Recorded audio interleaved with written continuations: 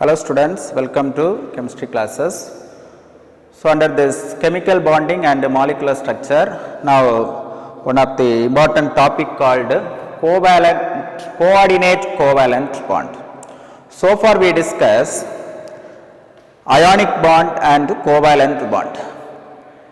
Ionic bond formed by the complete transfer of electron from one atom to other atom. Covalent bond express this mutual sharing of electron between two atoms. So now a single pair of electron or a lone pair of electron is transferred from one atom to other.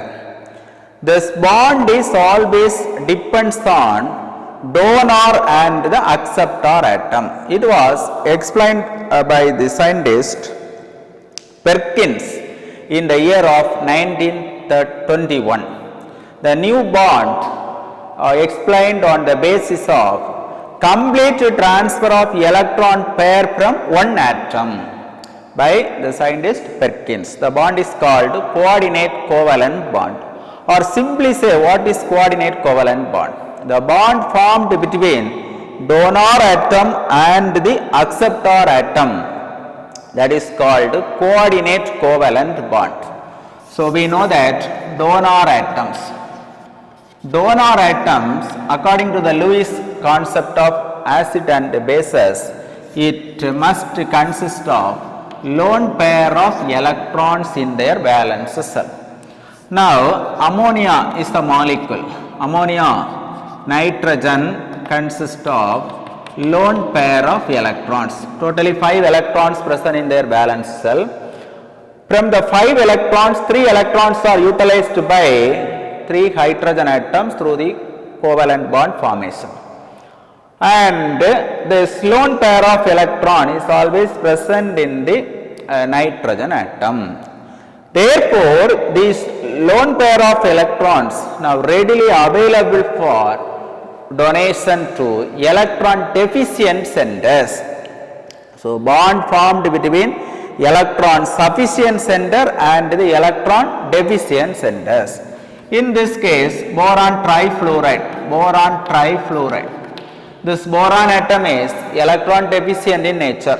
So I already told you boron atom is electron deficient because the boron atomic number 5, electronic configuration 1s2, 2s2, 2p1. All these electrons, 3 electrons are utilized by or mutually shared by 3 fluorine atoms. So now this boron consists of 6 electrons in their valence cell. That means for your assumption I told you 6 electrons. 3 electrons from this boron atom and 3 electrons are shared with the help of fluorine atom. Again it is electron deficient to attain the octet rule. Now this nitrogen containing lone pair of electron is donated to the electron deficient boron.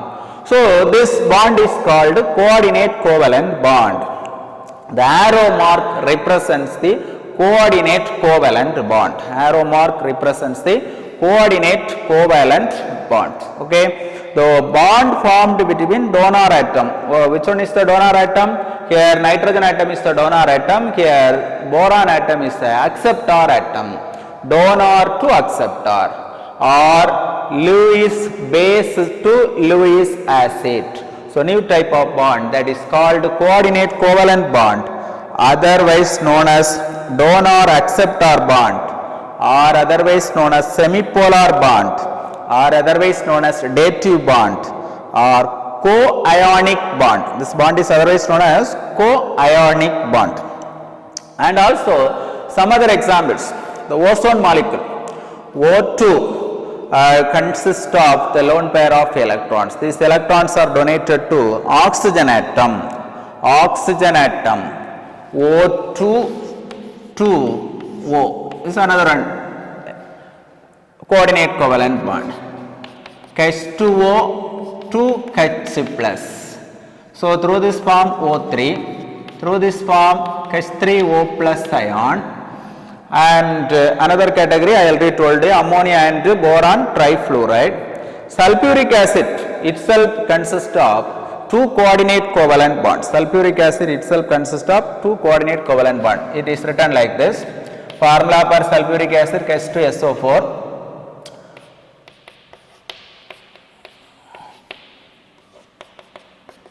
So the actual structure of sulfuric acid. So this oxygen containing lone pair of electrons are donated to this electron deficient oxygen. Two coordinate covalent bonds are present in sulfuric acid. So I hope all these concepts are understood by each and every people. So I conclude this bonding in compounds, that is chemical bonding part is approximately over. So these are very important in the case of examination point of view. You can concentrate in your studies and go through your textbook. So if you have any doubts, you may ask. Thank you.